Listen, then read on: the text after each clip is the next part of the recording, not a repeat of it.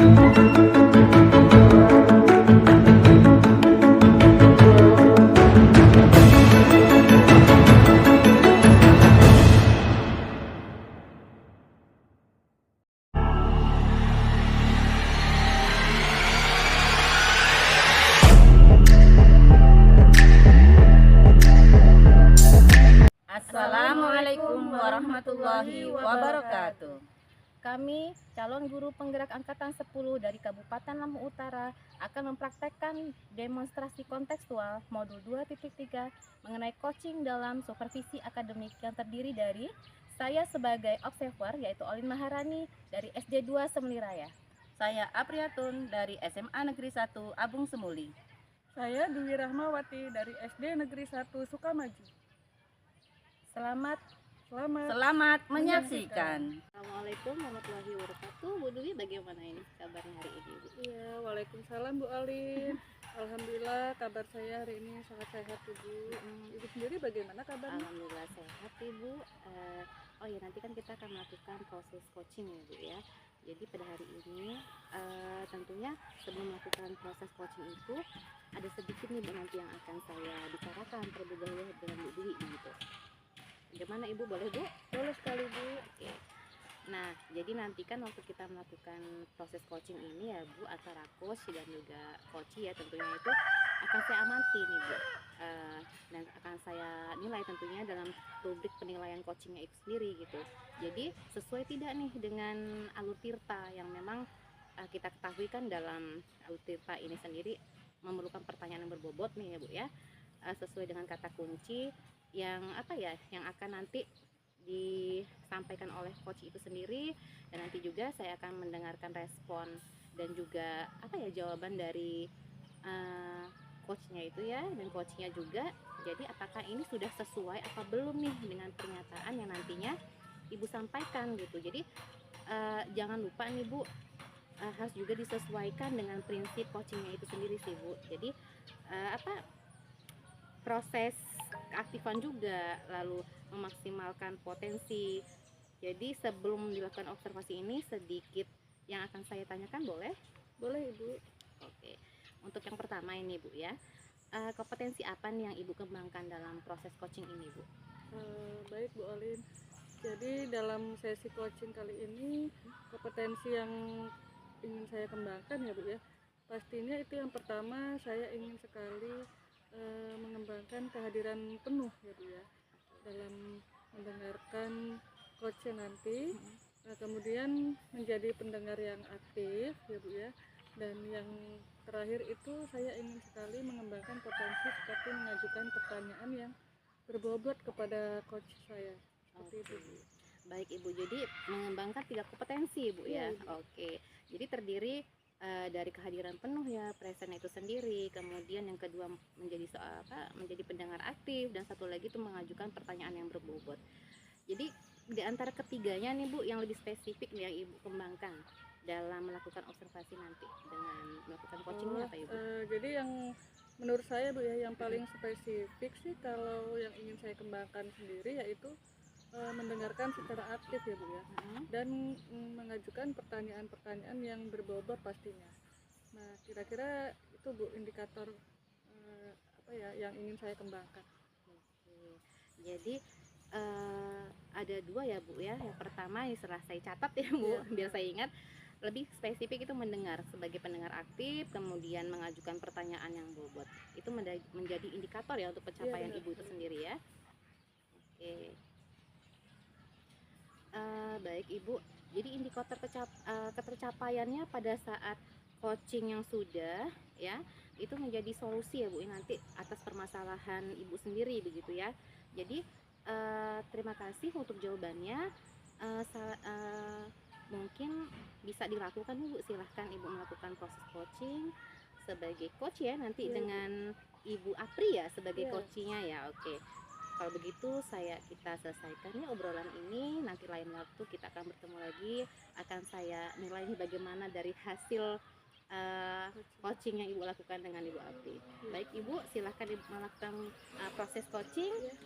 Mungkin saya pamit dulu ya Bu, saya akhiri. Wassalamualaikum warahmatullahi wabarakatuh.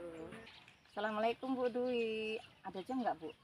sekarang ini. Kalau enggak sih Bu, mau minta waktunya sebentar, ingin sharing-sharing sama Bu Dwi. Oh iya, Waalaikumsalam Bu Apri. Kebetulan hari ini saya tidak ada jam mengajar ya Bu ya. Kalau Bu Apri ingin meminta waktu dan ingin bercerita, dengan senang hati Bu Apri. Ya, terima kasih ya Bu Dwi. Sebelumnya gini loh Bu, saya tuh apa ya, pengen cerita terkait hasil ulangan siswa sih Bu di kelas saya terkait dengan mata pelajaran ekonomi gitu. Oh baiklah Bu Apri. Apa yang ingin Ibu ceritakan? Gini loh Bu, apa ya, selama 1 semester inilah ya Bu ya, saya tuh merasa ada yang pokoknya kok mengganjal di hati saya gitu, ada yang mengganjal di hati dan pikiran saya. Ini terkait dengan ya tadi Bu yang udah saya sampaikan, terkait dengan ulangan siswa. Kalau saya amati gitu ya Bu, proses pembelajaran di kelas sih anak-anak tuh sepertinya antusias, mengikuti dengan baik gitu juga. Apa ya, jarang juga sih Bu ada yang ngantuk gitu ya. Nah kemudian jadi saya kan juga semangat juga yang ngajarnya. Terus mata pelajaran ekonomi sih Bu kan terkait dengan hal-hal real, kehidupan nyata gitu. Itu jadi saya selalu mengkaitkan dengan hal-hal nyata. Anak-anak sebenarnya kalau saya perhatikan sih apa yang mengikuti dengan bela Bu, serius gitu, walaupun kadang ada guyonnya juga, tapi tetap mengikuti pembelajaran dengan baik. Nah tapi mungkin ya Bu ya, karena seperti itu apa terkesan mungkin akhirnya ya anak-anak itu merasa seperti apa Ibu, hanya mendengarkan cerita mungkin ya Bu ya.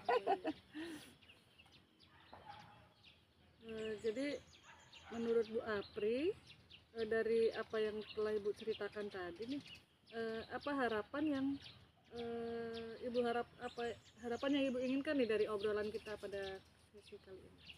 Iya Bu, makanya saya pengen ngobrol lah sama Bu Dwi, itu pengen ada pencerahan sih Bu itu. Jadi kalau selama ini saya ngerasa kenapa ya kok kayaknya kalau pembelajaran di kelas oke gitu, tapi kok setiap ulangan itu Bu seperti apa ya, nggak sesuai yang saya harapkan. Kalau dulu itu namanya apa Bu, KKM lah gitu ya, itu kok nggak sesuai. Makanya kayaknya ngobrol sama Bu, pengen dapat pencerahan sih Bu, pengen ada solusi masalahnya apa dan kemudian langkah atau jalan keluarnya seperti apa. Makanya pengen sharing-sharing juga sama Bu Dwi. Oke, sebelumnya saya ingin bertanya dulu ya Bu Apri ya, untuk tindak lanjut selanjutnya Bu ya.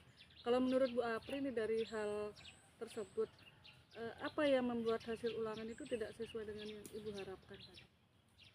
Nah apa ya Bu, ya itu sih Bu, sebenarnya kan kadang juga merefleksi sendiri juga Bu ya, kalau proses pembelajaran sepertinya sudah gitu sedemikian rupa gitu, antusias, tapi mungkin seperti yang saya sampaikan tadi ya Bu, jadi karena satu metodenya tuh ceramah kan Bu, saya ceramah gitu, walaupun mungkin dikaitkan dengan hal-hal real, jadi mungkin siswa hanya merasa seperti mendengarkan cerita apa ya, tanpa atau belum mampu menyimpulkan sih apa yang mereka dengar gitu, apa yang saya jelaskan gitu ya Bu ya, mungkin seperti itu karena metodenya ceramah cenderung itu Bu gitu, saya seneng gitu jelaskan aja gitu, jadi tidak apa ya, bervariasi gitu ya Bu. Oh begitu ya Bu.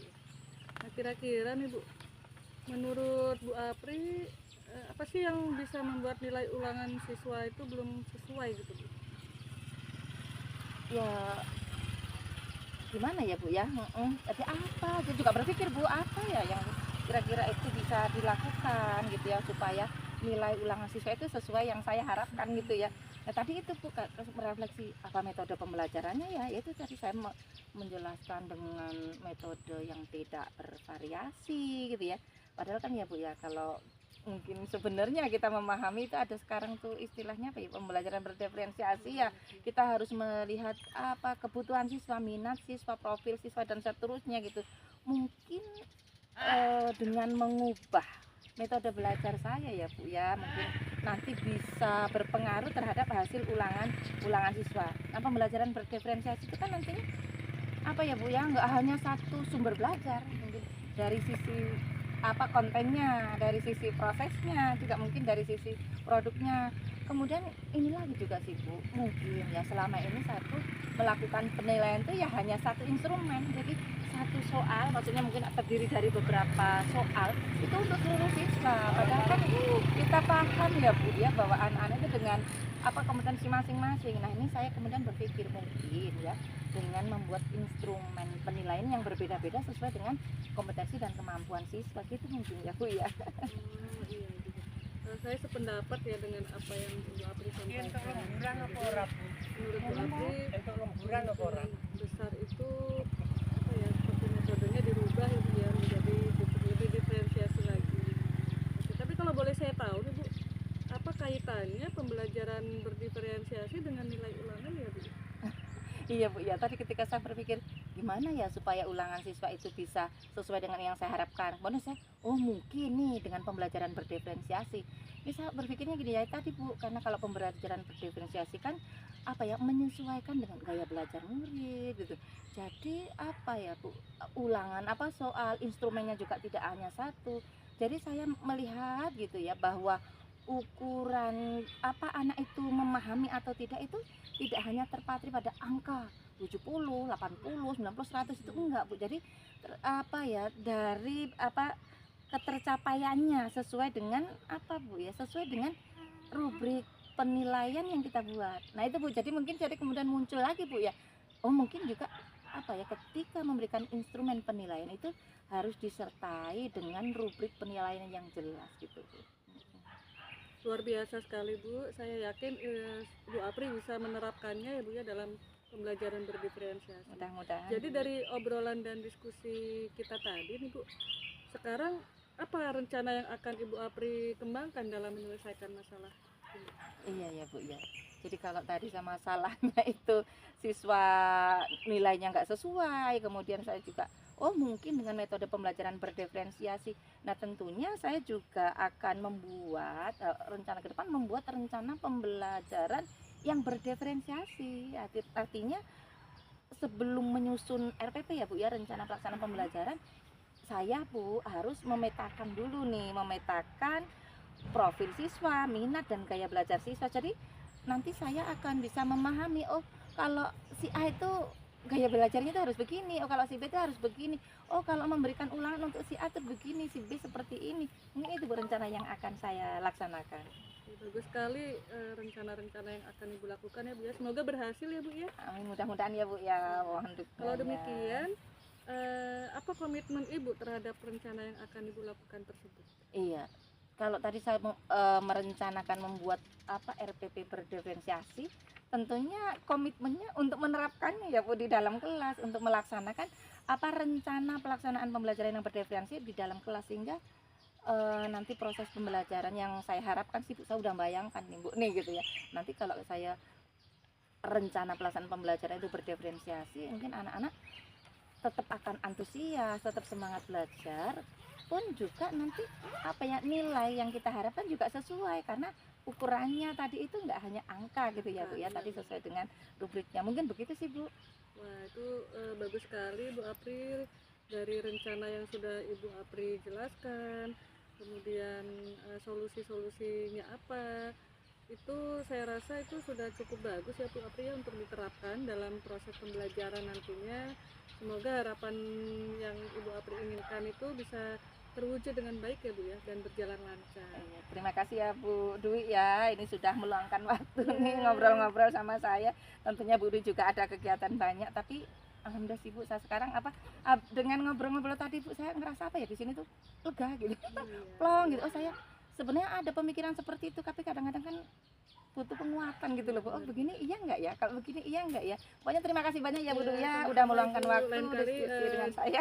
Dan saya ingin juga apa ya Bu ya mendengarkan hasil dari apa ya pelaksanaan yang Ibu terapkan di kelas ya Bu ya. Kita sharing-sharing lagi suatu saat ya Bu ya. Iya, terima kasih. Seneng banget saya Bu Iya. nanti ya. Insya Iya, Allah nanti sama-sama, setelah Ibu. pelaksanaan dari apa yang apa rencana untuk penyelesaian masalah tadi, tentunya saya akan kasih tahu sama Bu Iya, Dwi. Bu, siap. saya hasilnya Saya begini siap Bu. apa ya membagi waktu lagi kepada Ibu. Terima kasih sekali Bu Dwi ya. Sama-sama, Ibu. Ya, sampai ketemu. Assalamualaikum Semoga sukses, warahmatullahi Ibu. wabarakatuh. Amin.